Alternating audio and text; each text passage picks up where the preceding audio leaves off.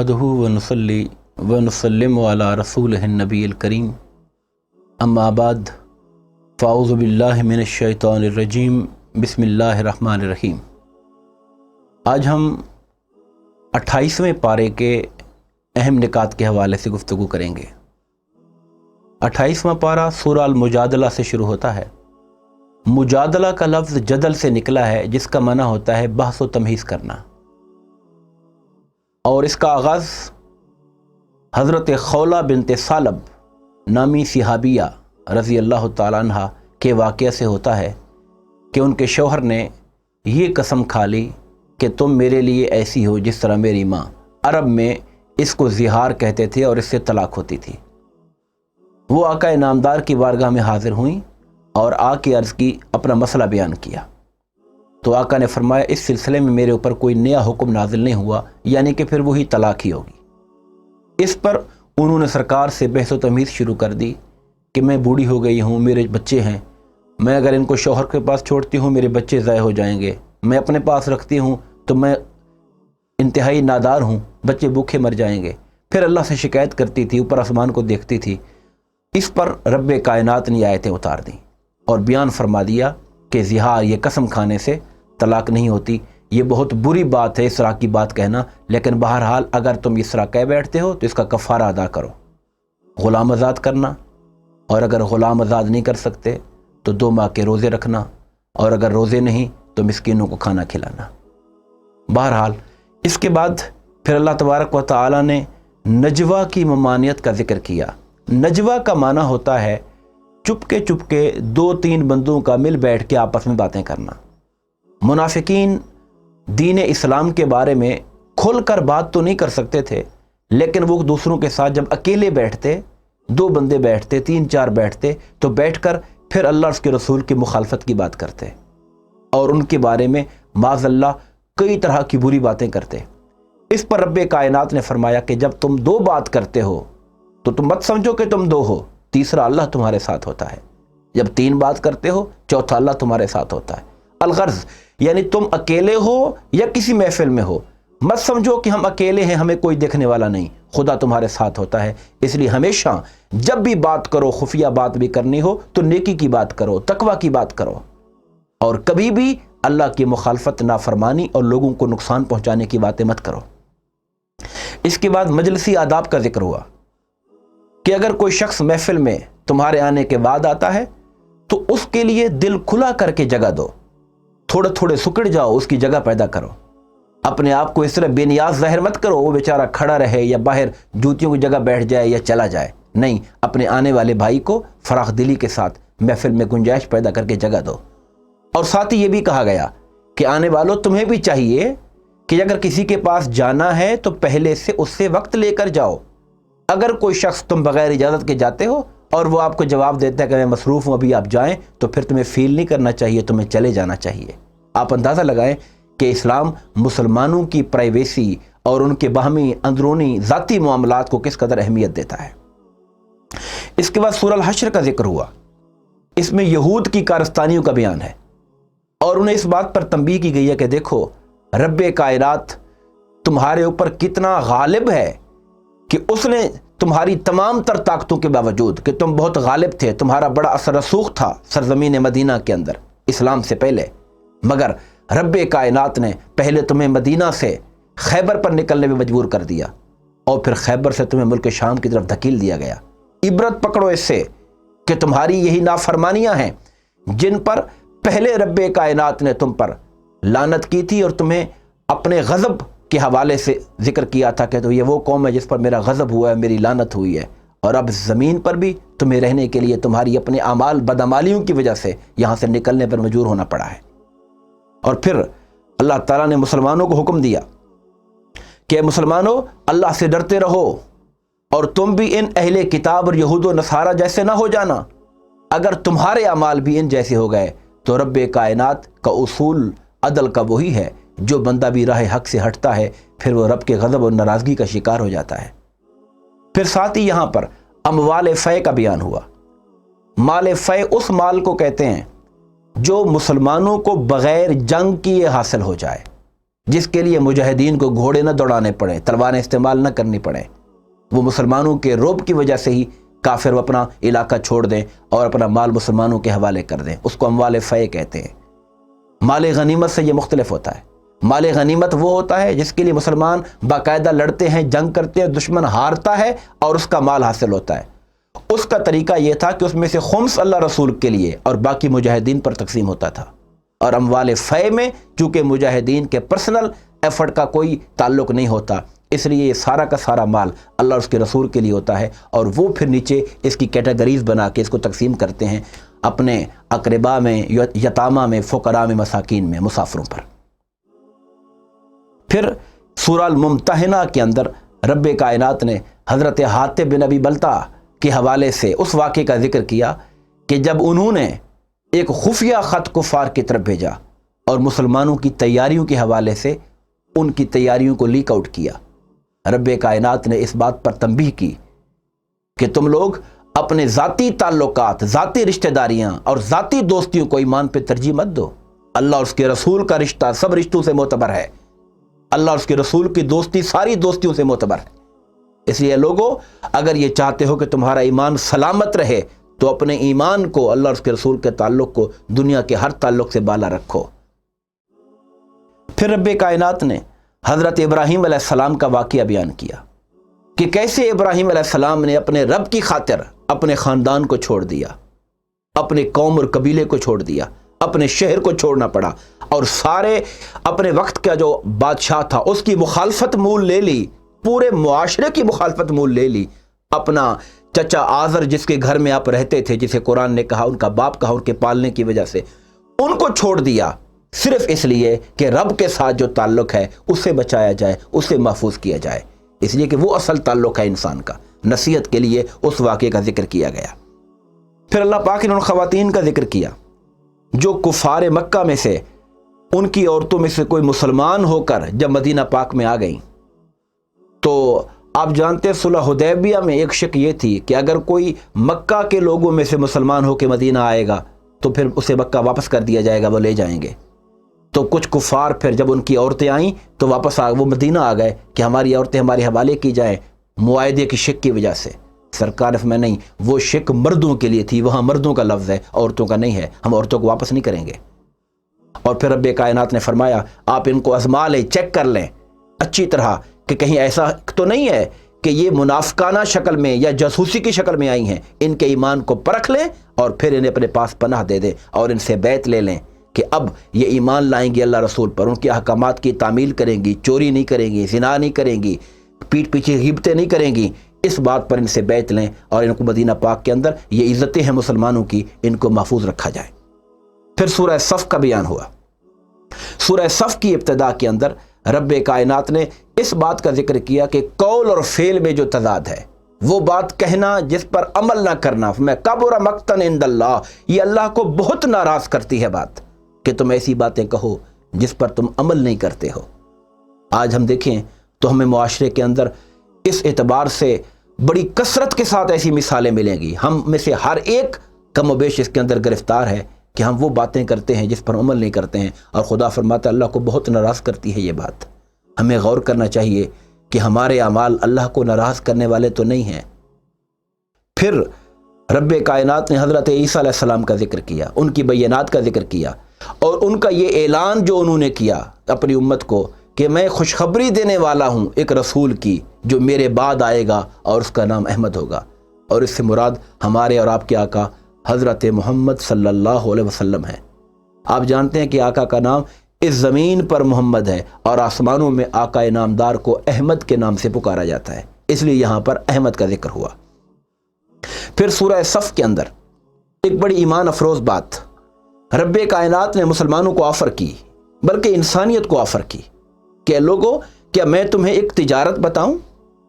جس کو اگر تم کرو، اب تاجر کے تجارت کے دو فریق ہوتے ہیں، ایک پرچیزر ہوتا ہے، ایک سیلر ہوتا ہے، بیچنے والا خریدنے والا۔ اب یہاں رب کائنات ایک فریق خود بن رہا ہے، ایک فریق انسانیت کو بنا رہا ہے۔ میں یہ تجارت تمہیں بتاتا ہوں، اگر تم لوگ یہ تجارت کرو کہ تم ایمان لاؤ گے اللہ پر، اس کے رسول پر، اور تم اپنی جان اور مال کے ساتھ اس دین کے لیے جد و جہد کرو گے، ایفرٹ کرو گے، جہاد کرو گے، اگر تم یہ تجارت کرو میرے ساتھ تو اس کے بدلے میں تم سے وعدہ کرتا ہوں کہ میں تمہارے گناہوں کو معاف کر دوں گا، تمہاری کوتاہیاں معاف کر دوں گا، تمہیں جنت میں داخل کروں گا، تمہیں اعلیٰ ترین محلات مساکن طیبہ دوں گا، اور پھر اس کے ساتھ ساتھ بڑی پسندیدہ چیز جو تمہیں پسند ہے، دنیا کے مارکوں میں میری مدد تمہیں ملے گی اور تمہیں فتح قریب مل جائے گی، نصر من اللہ و فتح قریب۔ اے لوگو، یہ تجارت رب کائنات کی بارگاہ سے آج اور قیامت تک ہر انسان کو پکار رہی ہے کہ آؤ میرے ساتھ یہ تجارت کرو، ایمان، عمل صالح اور دین و اپنا جان و مال خدا کی بارگاہ میں قربان کرنے کا وعدہ تم کرو، اس کی ایفرٹ کے لیے، دین کی ایفرٹ کے لیے۔ تو رب کا وعدہ یہ ہے کہ مغفرت ذنوب کروں گا، جنت دوں گا، اور اس کے ساتھ ساتھ دنیا میں بھی نصر من اللہ و فتح قریب کا وعدہ ہے۔ پھر اس کے بعد رب کائنات لوگوں کو پھر دعوت دی، اے لوگو کونوا انصار اللہ، اللہ کے مددگار، یعنی اللہ کے دین کے مددگار بنو، تم اللہ کے دین کے مددگار بنو۔ رب کائنات آج اس دنیا میں ہمیں پکار رہا ہے کہ میرا دین تمہاری جد و جہد کو دیکھ رہا ہے کہ تمہاری کاوشیں دین کے لیے ہیں یا دنیا کے لیے ہیں، تمہاری کاوشیں دین کی سربلندی کے لیے ہیں یا محض اپنے ذاتی معاملات کی تسکین کے لیے اور اپنے ذاتی معاملات کی کامیابی کے لیے ہیں۔ میں نہیں، لوگوں آؤ اپنے رب کے دین کی مدد کرو، اس دین کو غلبہ ملے گا، اس سے تمہیں دنیا میں بھی عزت ملے گی اور آخرت میں بھی کامیابی و کامرانی ملے گی۔ اس کے بعد سورہ الجمعہ کا بیان ہے۔ سورہ الجمعہ کی ابتدا میں بعثت نبوی کا مقصد بیان ہوا کہ پیغمبر کیوں تشریف لاتے ہیں اور آقا انعامدار علیہ الصلوۃ والسلام کی تشریف آوری کا مقصد کیا ہے۔ فرمایا وہ اس لیے آئے ہیں تاکہ تم پر ہماری آیتیں تلاوت کریں، تمہارے نفوس کا تزکیہ کریں، تمہیں کتاب و حکمت کی تعلیم دیں۔ پھر رب کائنات نے یہود کے پس منظر میں ان کا ذکر کرتے ہوئے ایک ارشاد فرمایا کہ جو لوگ خالی علم حاصل کریں مگر علم کے ساتھ عمل کا دامن ان کے ہاتھ میں نہ ہو، اس کی مثال اس گدھے جیسی ہے جس پر کتابیں رکھی ہوئی ہوں۔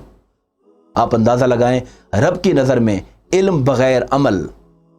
اور انسان آج ہمارے ہاں لوگوں کو بحث کرنے کا بڑا شوق ہوتا ہے، معلومات پڑھانے کا بڑا شوق ہوتا ہے۔ میں معاشرے میں اکثر دیکھتا ہوں کہ لوگ آپس میں لگے ہوتے ہیں، فلاں مسئلہ فلاں مسئلہ فلاں مسئلہ، مگر زندگی میں دیکھا جائے تو عمل نہیں ہے۔ رب کائنات کی اس بات سے ڈرنا چاہیے کہ یہ ان لوگوں کی مثال تو اس گدھے جیسی ہے جس پر کتابوں کا بوجھ لدا ہوا ہو۔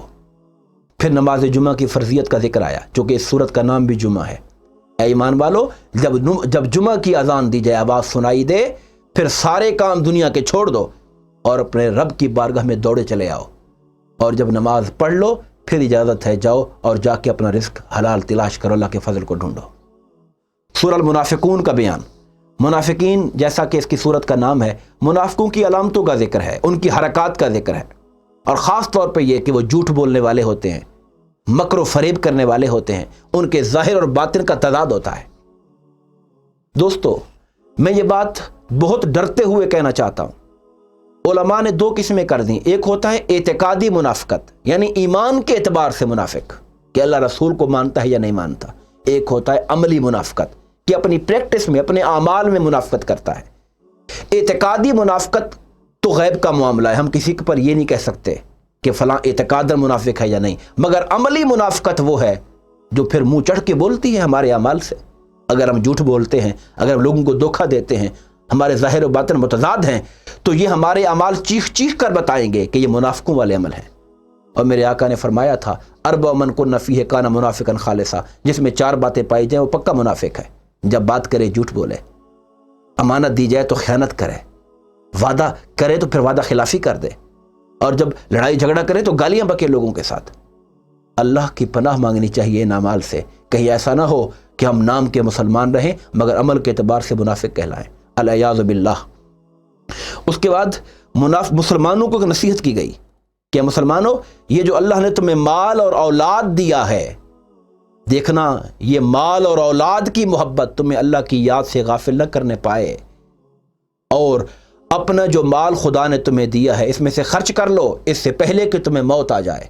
جب موت آ جائے گی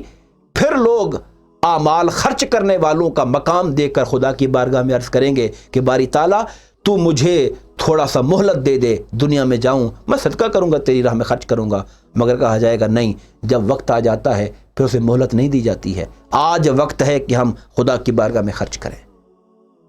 نیکی کی ہر راہ پہ خرچ کریں، اور خرچ کرنے میں سب سے پہلے اگر ضرورت مند ہوں تو انسان کے ماں باپ ہوتے ہیں، اگر وہ ضرورت مند ہوں سب سے پہلی ترجیح والدین ہونی چاہیے،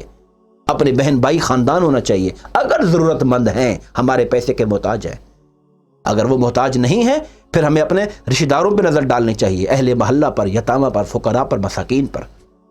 درجہ بدرجہ ہمارے جو جتنا قریب ہے وہ اتنا ہمارے مال خرچ کرنے کا زیادہ حق رکھتا ہے کہ اس پہ خرچ کیا جائے۔ سورۃ تغابن کا بیان ہوتا ہے، انسانوں کی دو قسمیں کی گئیں کہ کچھ لوگ شکر گزار ہوتے ہیں، کچھ ناشکرے ہوتے ہیں، اور پھر شکر گزاروں کی ترجیح کا بیان ہے کہ ظاہر ہے جو اللہ کا شکر ادا کرنے والا ہے وہی رب کو راضی کرنے والا ہے۔ مال و اولاد کے بارے میں پھر ایک دفعہ واضح طور پہ کہا کہ تمہارے مال و اولاد تمہارے لیے فتنہ ہیں، یہ لفظ قرآن نے بولا۔ سوچنے کی بات یہ کہ فتنے کا مطلب کیا ہے؟ فتنہ آزمائش کو کہتے ہیں، کہ مال کی وجہ سے بھی آزمائش ہے کہ اللہ نے مال دیا، یا تمہارے دل میں مال حاصل کرنے کا شوق ہے، آزمائش ہے کہ حلال سے ڈھونڈتے ہو یا حرام میں پڑ جاتے ہو۔ جب مال آ گیا آزمائش ہے کہ اب اس کو اچھی راہ پہ خرچ کرتے ہو یا غلط راہ پہ خرچ کرتے ہو۔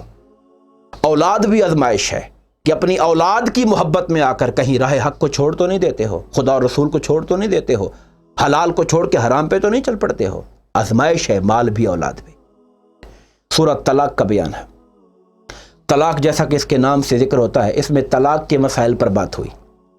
طلاق کا شرعی طریقہ بیان ہوا، میں اس کا ذکر کرنا چاہتا ہوں۔ یاد رکھیے کہ اسلام تعلقات کو ہمیشہ کے لیے ازدواجی تعلقات ہو، میاں بیوی کے ہوں، نہیں چاہتا کہ وہ ٹوٹیں، قائم رہیں، خاندان قائم رہیں، اور طلاق کو باوجود جائز ہونے کے ابغض الحلال کہا کہ خدا کو حلال چیزوں میں سے جو سب سے زیادہ ناراض کرتا ہے وہ کسی کا خاندان کو توڑنا ہے۔ لیکن بعض اوقات حالات اس نوعیت پہ چلے جاتے ہیں جہاں اکٹھا رہنا الگ ہونے سے زیادہ تکلیف دہ ہوتا ہے، تو وہاں پر طلاق کا ذکر ہے۔ مگر ایک پرابلم ہمارے معاشرے میں جس کا ہمیں سامنا کرنا پڑ رہا ہے وہ یہ کہ لوگوں نے طلاق کا جو شرعی طریقہ ہے اس کو بھلا ڈالا، اور اپنے غضب میں، اپنے غصے میں، جذبات میں آ کر وہ فوراً ہی 3 طلاقیں دے کر شریعت کی مخالفت کر دیتے ہیں۔ یاد رکھیے شرعی طریقہ یہ ہے کہ عورت کی پاکیزگی کے ایام میں 1 طلاق دی جائے، اور پھر اس کے بعد جو 3 اس کے طہر آتے ہیں اس کے قریب نہ جایا جائے، تو اس سے خود بخود ہی طلاق واقع ہو جاتی ہے اور دوسری طلاق دینے کی ضرورت ہی پیش نہیں آتی۔ اور اس کا فائدہ یہ ہوتا ہے کہ انسان اگر ان 3 ماہ کی مدت کے اندر رجوع کرنا چاہے تو بغیر نکاح کیے رجوع کر سکتا ہے، اور اگر وہ 3 ماہ پہلی طلاق دیے گزر جائیں تو وہ طلاق تو بائن ہو جاتی ہے، پھر رجوع کرنا چاہیں تو نکاح کر کے رجوع کر سکتے ہیں، دروازہ کھلا ہوتا ہے۔ لیکن جب ہم آنے واحد میں 3 طلاقیں دے دیتے ہیں، ہم شریعت کی سنت مصطفیٰ کی مخالفت کرتے ہیں، اور اپنے لیے پھر جب ہمارے ہوش قائم ہوتے ہیں پھر انسان کو اپنے خاندان کی فکر پڑتی ہے، اپنے چھوٹے چھوٹے بچوں کا مستقبل یاد آتا ہے، پھر لوگ روتے ہیں اور پھر جا کے بھاگتے پھرتے ہیں کوئی رستہ بتائیں ہمارے لیے، اور پھر اس کا رستہ یہی ہوتا ہے کہ آپ جائیں، وہ اور نکاح کرے، پھر وہاں سے طلاق ملے گی، پھر آپ کے نکاح میں آئے گی، اور پھر لوگ اس کے لیے مصنوعی طریقے ڈھونڈتے ہیں جس کو میرے آقا نے سخت ناپسند کیا۔ ہمیں اسلام کے طریقے سے چلنے میں دنیا میں بھی راحت ملے گی اور آخرت میں بھی۔ پھر رب کائنات نے یہاں پہ فرمایا کہ لوگوں اپنے آپ کو، اپنی گھر والوں کو آگ سے بچاؤ، یعنی تم پر تمہاری ذمہ داری بیسک میں سے ایک انسان پر اپنے آپ کو بھی، اور جہاں تک اس کا زیر اثر ہے، اور سب سے زیادہ زیر اثر انسان کی اپنی بیوی بچے ہوتے ہیں، اور پھر درجہ بدرجہ اس کے بعد میں تمہاری ذمہ داری ہے کہ اپنے آپ کو بھی اور ان کو بھی، اور بچانے کا مطلب کیا ہے؟ ان کی اچھی تعلیم کرو اولادوں کی، ان کو اچھی تربیت دو تاکہ وہ نیکی پر چلیں، تقوی پر چلیں۔ اور رب کائنات نے پھر آخر میں سورہ تحریم کے اندر حضرت نوح علیہ السلام اور حضرت لوط علیہ السلام کی بیویوں کا ذکر کیا کہ دیکھو نیک انسان تھے، پیغمبر تھے، مگر بیویاں وہ تھیں جن کا کردار درست نہیں تھا۔ پھر رب کائنات نے امرات فرعون کا ذکر کیا کہ فرعون بدترین انسان تھا، مگر اس بدترین انسان کے گھر میں بھی اللہ تعالیٰ کی ایک نیک بندی حضرت آسیہ تھیں، اس کی گھر والی، جو کہ نیک تھیں اور جنتی تھیں۔ اسی طریقے سے خواتین میں حضرت مریم بنت عمران کا ذکر کیا کہ ہر طرح کے لوگ ہوتے، دونوں مثالیں ہمیں دی، اچھوں کی بھی دی اور بروں کی بھی دی، تاکہ ہم اپنی آئیڈیل اچھے لوگوں کو بنائیں اور ان کی زندگی کو دیکھیں کہ کس طرح کے نشیب و فراز آئے، مگر ہر طرح کی مصیبتیں جھیلیں، وہ حق کی راہ سے پیچھے نہیں ہٹے اور کامیابی کی منزل تک پہنچے۔ اللہ تبارک و تعالی ہمیں دین اسلام اور قرآن کی تعلیمات کو پڑھنے، سمجھنے، عمل کرنے اور دوسروں تک پہنچانے کی توفیق عطا فرمائے۔ آمین۔ وما علینا الا البلاغ المبین۔ رمضان يا رمضان